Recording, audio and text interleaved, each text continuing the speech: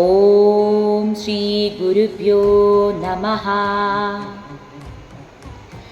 ലലാടം ലാവണ്യ ദ്വിതിവിമലമാഭാതി തവയ ദ്വിതീയം തന്മന്യേ മകുടഘടിതം ചന്ദ്രശകലം വിപര്യാസന്യാസാദുഭയമപി സംഭൂയ ചമിധാ സുധേലേപസ്യൂതിഃ പരിണമതിരാകാരി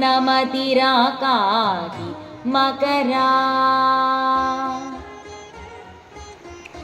ഓം ശ്രീ മഹാദേവ്യൈ നമഃ.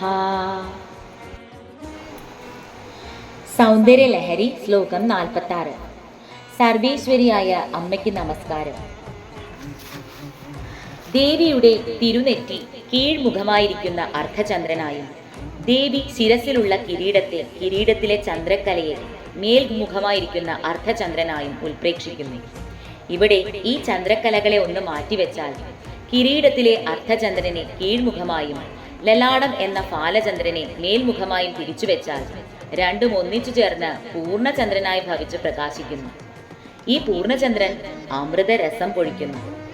ലലാടം എന്ന അർദ്ധചന്ദ്രന്റെ ഭംഗി കിരീടത്തിലെ ചന്ദ്രക്കലയേക്കാൾ എത്രയോ അധികം മഹിമയുള്ളതാണ് എന്ന് സൂചിപ്പിക്കാനാണ് രണ്ടും ഒട്ടിച്ചേരാത്ത വിധം വിപരീത നിലയിൽ വെച്ചിരിക്കുന്നു എന്ന് പറയുന്നത്.